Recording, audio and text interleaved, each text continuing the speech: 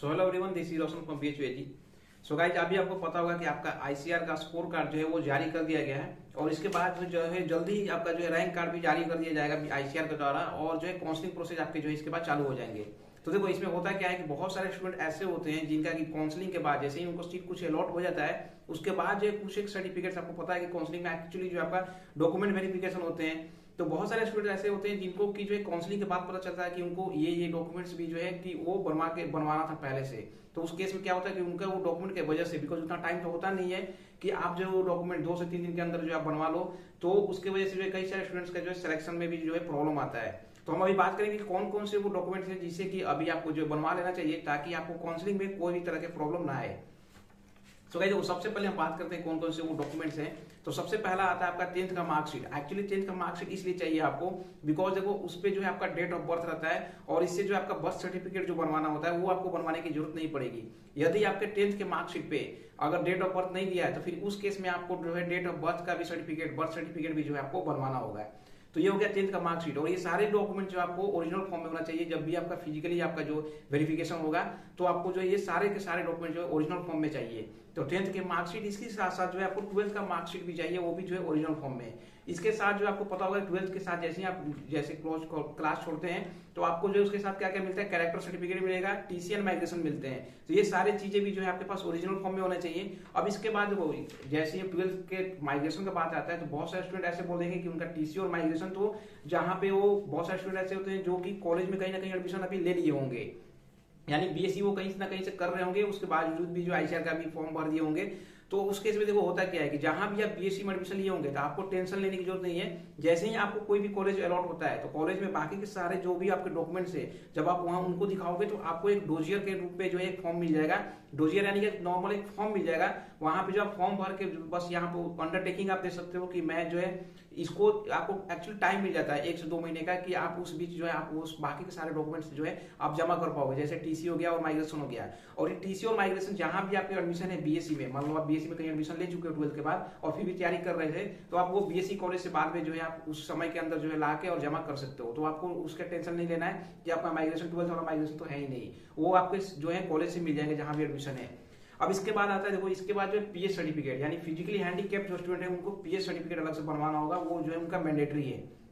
इसके बाद आता है आधार कार्ड। देखो बहुत सारे स्टूडेंट होते हैं कि जो काउंसलिंग हो जाते हैं आधार कार्ड ही लेके नहीं जाते, तो आधार कार्ड का भी आप एटलीस्ट फोटो कॉपी जरूर लेके जाना। आपका हो सकता है जो है आपका मांगा जाए तो आधार कार्ड जो ओरिजिनल और फोटो कॉपी जरूर लेके जाना है। इसके साथ जो है आप एप्लीकेशन फॉर्म, जब आईसीआर का एप्लीकेशन फॉर्म भरे होंगे ऑनलाइन, तो उसके साथ जो है उसका जो है आपको उसका भी प्रिंट होना चाहिए। साथ ही साथ जो एडमिट कार्ड, जो आपका एडमिट कार्ड मिला होगा उस एडमिट कार्ड का भी जो आपको पास एटलीस्ट प्रिंट होना चाहिए। यदि एडमिट कार्ड नहीं भी है तो आप जो है अभी डाउनलोड कर सकते हो अपना लॉगिन करके आईसीआर में अकाउंट, तो वहां से जो है आप लॉगिन करके मतलब डाउनलोड करके उसको भी लेके जाना है अपने एडमिट कार्ड को।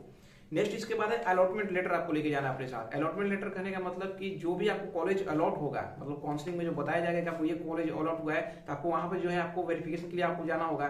तो उस केस में क्या है, अलॉटमेंट लेटर भी आपके पास जो है होना चाहिए, उसको भी आपको डाउनलोड करके लेके जाना है। वो जो है जैसे ही अलॉट होगा तो आपको डाउनलोड का भी ऑप्शन आ जाएगा, वहां से आप डाउनलोड कर पाओगे। नेक्स्ट इसके साथ साथ जो आपको फोटो, एटलीस्ट 4 से 5 फोटो, अपना पासपोर्ट साइज फोटो आपको लेके जाना है, जो आप फॉर्म अप्लाई करते समय फॉर्म पे जो अप्लाई किए थे। नेक्स्ट इसके बाद जो है कास्ट सर्टिफिकेट।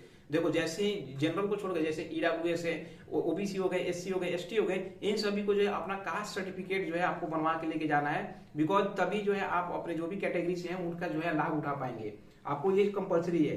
नेक्स्ट इसके बाद कास्ट में कई सारे होते हैं, creamy layer, non creamy layer, तो उसमें आपको चेक करना है कि आपको जो जैसे एनसीडीसी का जो साइट है वहां पे जो है आप देख भी पाओगे कि आपका जो है सेंट्रल लेवल पे आता है या नहीं, आप जो कास्ट है वो सेंट्रल लेवल पे रजिस्टर है या नहीं। खास करके जो ओबीसी के स्टूडेंट होते हैं उनके लिए ये चीजें हैं। नेक्स्ट है इनकम सर्टिफिकेट, आपके पास होना चाहिए। इनकम सर्टिफिकेट भी जो है आपको बनवा के लेके जाना है। मैक्सिमम केसेस में होता है कि 6 महीना पुराना नहीं होना, 6 महीना से ज्यादा पुराना नहीं होना चाहिए। तो आप जो है अभी अप्लाई कर दीजिए, आपका जो है 1 से 2 दिन में जो है ये इनकम सर्टिफिकेट बन जाता है। तो अपने पापा के नाम से जो है अपना इनकम सर्टिफिकेट जो है आप लोग बनवा लीजिए।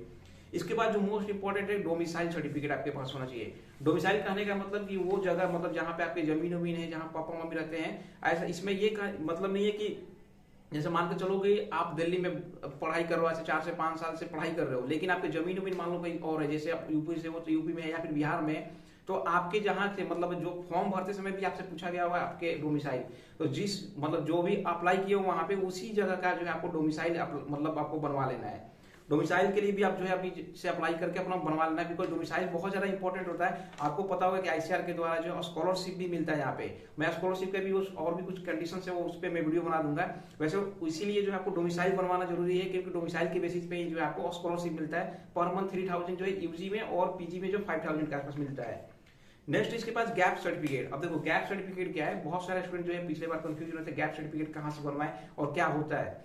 अब देखो इसमें होता क्या है कि बहुत सारे स्टूडेंट ऐसे हैं जो 12th क्लास में जो है, मतलब 12th क्लास के बाद डायरेक्ट जो है उनका मान लीजिए एडमिशन नहीं हो रहा है, वो 2 साल तक फिर से तैयारी किए हैं, 1 साल फिर से तैयारी किए हैं, उसके बाद जो आईसीआर में इस साल एडमिशन ले रहे हैं। तो उस केस में जो है वो 2 साल क्या किए, यानी उनका तो गैप हो गया, वो 1 साल जो भी गैप है वो तो गैप हो गया। तो उस केस में आपको एक सर्टिफिकेट बनवाना होगा, और ये सर्टिफिकेट एक्चुअली बनेगा कहाँ से, तो आपको जो है आपके जो कचहरी होते होंगे, जहाँ कचहरी हो गया तो वहां पे आपको जाना है। वहां पे 10 रुपया 20 रुपया का जो स्टैंप होता है, स्टैंप पे जो आपको सब कुछ यही लिखवा लेना है कि मैं जो है एक्चुअली वहां वही लिखवाना है कि मैं 2 साल क्या किया, वही आपको लिखवाना है कि मैं तैयारी कर रहा था, मेरा सिलेक्शन नहीं हो पाया था तो मैं फिर से तैयारी कर रहा था। ये चीजें लिखवा के आपको मोहर मरवाना, लगभग ज्यादा 100 रुपए के आसपास खर्च आता है। तो आपको एक सर्टिफिकेट, ये इस तरह का गैप सर्टिफिकेट आपको जो है बनवा लेना है। नेक्स्ट इसके बाद आता है बैंक अकाउंट। आपके पास जो आपके अपने नाम से जो है एक बैंक अकाउंट होना चाहिए, बिकॉज बहुत सारे जगहों पर ऐसा देखा गया कि पूछा जाता है, बहुत सारे कॉलेजेस में जो है बाद में भी वो एक्सेप्ट कर लेते हैं, लेकिन बहुत सारे कॉलेजेस में उसी समय मांगा जाता है। तो आप हो सके तो बैंक अकाउंट जो अभी से बनवा लीजिए, बिकॉज ये एक्चुअली जो है बहुत सारे, जैसे मैं बता था कि आपको जो स्कॉलरशिप मिलता है, तो स्कॉलरशिप के पेमेंट के लिए रूप में भी जो है उसके लिए भी जो आपके बैंक अकाउंट मांगा जाता है। तो आप बैंक अकाउंट जो है हो सके तो पहले ही बनवा लीजिएगा। इसके बाद में मेडिकल सर्टिफिकेट। तो मेडिकल सर्टिफिकेट सभी जगहों पर नहीं मांगा जाता, हर कॉलेज में तो ऐसे नहीं मांगा जाता है, लेकिन फिर भी जो है वो डिपेंड करता है कौन सा कॉलेज मांग दे, कौन सा कॉलेज, इसमें कोई गारंटी नहीं है। तो आप हो सके तो मेडिकल सर्टिफिकेट भी जाके अपने आसपास के जो भी सरकारी हॉस्पिटल है वहां पे जाके आप जो है ज्यादा खर्चा नहीं आता है, 100-150 इसके अंदर भी आता है। आपको मेडिकल सर्टिफिकेट आप बोलोगे जाके डॉक्टर के पास कि मुझे मेडिकल सर्टिफिकेट बनवाना है कॉलेज में अप्लाई करने के लिए, तो वो समझ जाएंगे और जो है आपका मेडिकल सर्टिफिकेट बना देंगे आपको चेक करके। तो आप वहां से जो है मेडिकल सर्टिफिकेट बनवा लेना है। तो ये सारे जो है डॉक्यूमेंट्स है, इन सारे डॉक्यूमेंट्स को जो है आपको एक्चुअली जो है 2020 के बेसिस पे ही बनाया गया, बिकॉज अभी तो कुछ बताया नहीं गया है कि 2021 में क्या क्या चाहिए। वैसे कोई चेंजेस ज्यादा नहीं होने वाले हैं। तो आप इन सारे डॉक्यूमेंट्स को एटलीस्ट एक बार अपने पास जो है बनवा लीजिएगा, ताकि काउंसलिंग में जो है किसी भी तरह के आपको कोई जो है परेशानी ना हो, आपको कहीं दौड़ना ना पड़ जाए, या फिर किसी डॉक्यूमेंट्स की वजह से आपका जो एडमिशन ना रुक जाए। इसलिए सारे डॉक्यूमेंट्स आप लोग जो है कोशिश करिएगा कि जल्दी से जल्द जो है बनवा लें, ताकि काउंसलिंग से पहले ये सारे डॉक्यूमेंट्स आपके पास मतलब ओरिजिनल फॉर्म में हो। और ये भी कोशिश करिएगा कि जब भी आप जा रहे हो तो सारे डॉक्यूमेंट्स एक बार फिर से मैच करके जाए कि आपके पास सारे हैं। ठीक, तो चलिए मिलते हैं नेक्स्ट वीडियो में। अभी के लिए धन्यवाद।